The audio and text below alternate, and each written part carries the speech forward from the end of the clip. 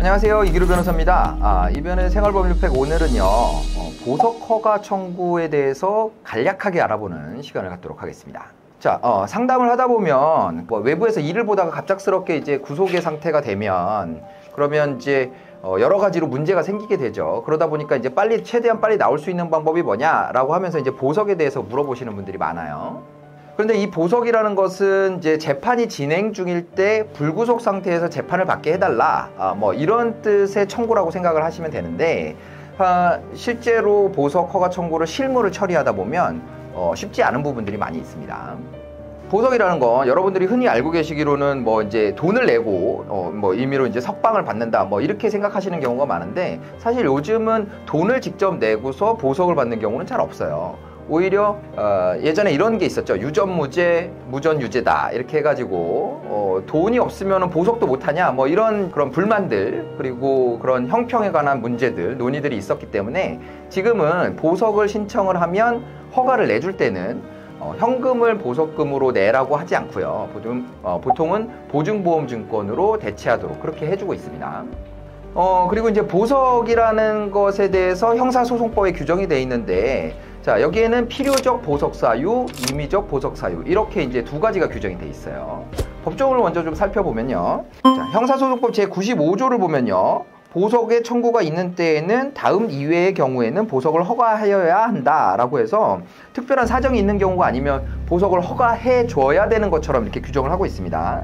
그래서 이제 허가를 해주지 않는 경우로 6가지가 규정이 되어 있는데, 사형, 무기 또는 장기 10년이 넘는 징역이나 금고에 해당하는 죄를 범한 때, 자, 이건 중범죄에 해당하는 경우에는 보석을 허가해주지 않는다라는 거죠. 두 번째는 피고인이 누범에 해당하거나 상습범인 죄를 범한 때, 이것도 이제 누범이라는 건 여러분들 아시다시피 이제 형기를 마쳤는데 얼마 안 돼서 또 죄를 범한 거, 이런 이제 반사회적인 모습을 보여줬을 때 이제 중하게 처벌을 하도록 돼 있죠. 이것도 역시 중범죄를 저질렀을 때 보석을 해주지 않는다, 이런 취지로 생각하시면 될 것 같아요. 세 번째는 죄증을 인멸하거나 인멸할 염려가 있다고 믿을 만한 충분한 이유가 있는데, 네 번째는 도망하거나 도망할 염려가 있다고 믿는 때, 다섯 번째는 주거가 분명하지 아니한 때, 그리고 여섯 번째는 재판에 필요한 사실을 알고 있다고 인정되는 자나 그 친족의 생명 이런 데 위해를 가할 우려가 있을 때, 이렇게 돼 있거든요.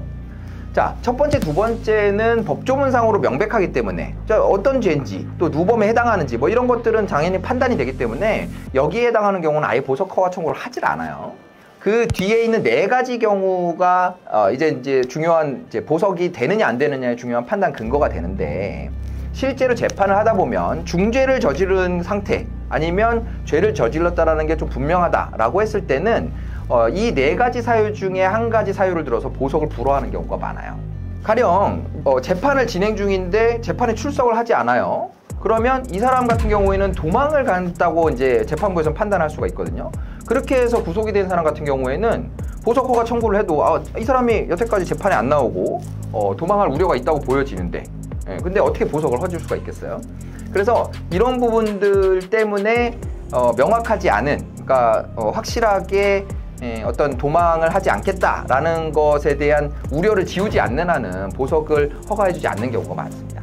그래서 보석의 가능성을 검토를 하실 때는, 자, 이 사람이 왜 구속이 됐는지, 그러니까 도망을 치다가 구속이 됐다거나 아니면 어떤 죄증을 인멸하려다가 구속이 됐다거나 이런 상황이 됐을 때는 사실 보석이 허가되기가 꽤 어렵습니다. 그래서 그러한 우려를 없앤 다음에 보석 허가를 청구해야 그나마 가능성을 좀 높일 수가 있고요. 그 다음에 이제 명백하게 주거가 불명하지 않다, 이 부분은 사실 어떤 사람들 같은 경우에는 주민등록지에 살지 않는다거나 이래서 이제 신병을 확보하기 위해서 경찰들이 움직였을 때 찾을 수가 없어서 구속이 되는 경우가 많거든요. 그래서 이런 경우에는 내가 주거가 불명하다는 것을, 어디에다 주거를 두겠다, 아니면 실제로는 어디에 거주하고 있었다, 이런 것들을 소상히 밝혀야지만 보석의 가능성이 있다고 볼 수 있는 거죠.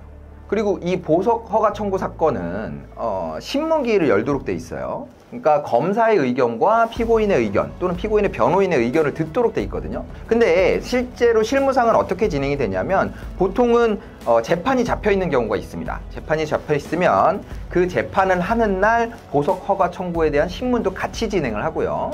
재판이 끝난 다음에 그 보석 허가 청구에 대해서 결정을 내리는 경우도 있고, 어떤 경우에는 그 보석 허가 청구에 대해서 결정을 내리지 않고 있다가 재판이 끝나고 선고가 되는 날, 그날 보석 허가 청구에 대해서는 뭐 기각한다거나 인용한다거나 그때 가서 결정의 결과를 알려주는, 결정을 그때 하는 경우도 많이 있다라는 거예요. 그래서 보통 이제 조금은 뭐 이게 구속될 사안이 아닌데 뭐 우편물을 송달을 받지 못해서 재판에 출석하지 못해서 구속이 됐다거나 뭐 이런 경우에 상담 오시는 분들은 이제 뭐 재판 출석할 거다, 이제 몰라서 그랬다, 뭐 이렇게 해서 빨리 보석 허가 청구를 해달라, 그러면 바로 나올 수 있지 않느냐, 이렇게 말씀하시는 경우가 있는데, 사실은 그 신문기일 때문에 그리고 재판부가 그런 도망의 우려나 뭐 주거 부정 이런 것들에 대한 판단을 하기 때문에 쉽게 나오지는 못해요.